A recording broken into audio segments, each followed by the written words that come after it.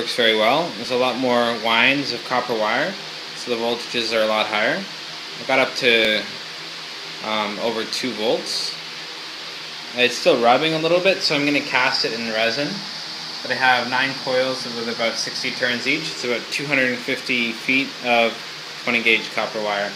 And here I'm over 1 volt already. This is just open circuit.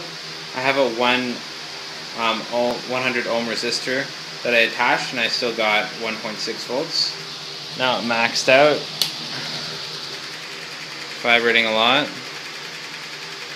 2.4. I have to make sure I don't get my hand caught in there.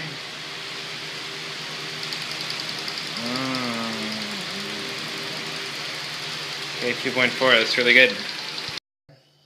I have 24 small magnet pieces here. So I'm going to have 12 per rotor. It's going to be dual rotor design. So I'm cutting out these rotors 7 inches, and then these will be spacers in the center to join the 2 rotors together, and I'll have the 12 magnets around the outside here. And then I'll use these bolts to connect the 2 pieces. I found this cover for an air conditioner in the garbage, and I grabbed it. It's, I think, a 32nd inch thick steel, and it's really useful because the magnets stick to it and it recirculates the flux so that the generator creates more power. So it's good for the magnetic field. So what I did is I just cut out a section there, and I'm going to make 2 7-inch circles for both of the rotors with the magnets on it. So I removed all the paint with nail polish remover and some steel wool. So I had a disc like this. This paint is very difficult to get off, but I got most of it off. So now what I'm going to do is I'm going to have this back structural plate, and it has the bearing mount in the back.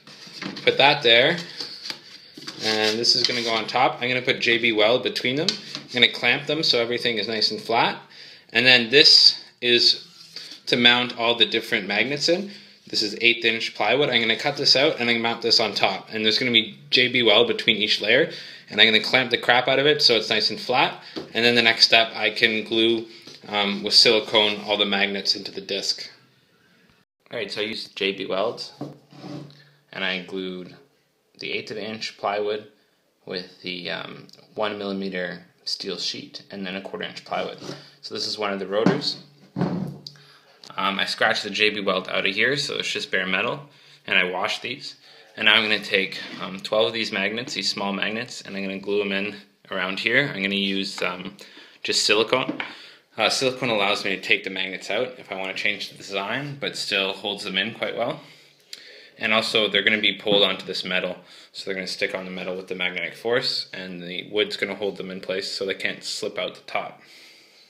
So I have the 12 magnets laid out, north and south, facing up. So I'm going to place them in these grooves here. What I do is I take a nice gob of silicone and I fill the whole thing, and then I place the magnet, and the magnet pulls itself onto the metal, and I just brush it off to make sure it's nice and flush. And then I'm going to take a piece of plywood, stick it on top, and then clamp. Use some clamps to pull it all together to make sure it's perfectly flat so it can get very close to the coils. And it's a very sticky process. I get silicone all over my hand, so it gets kind of annoying. But the way I've laid it out here, it's very easy just to take each magnet and put it in place. They're all alternating north-south, so I don't have to check them every time with the compass. 12 magnets glued in with silicone, alternating between north and south. So what I do now is I take this wax paper to put it on top so it doesn't glue to anything, and then I take this 3/8 inch plywood and these 3 clamps, and I clamp it down really hard so it's nice and flat. Also make sure that the magnets are all pushed all the way in, that they're not sticking out.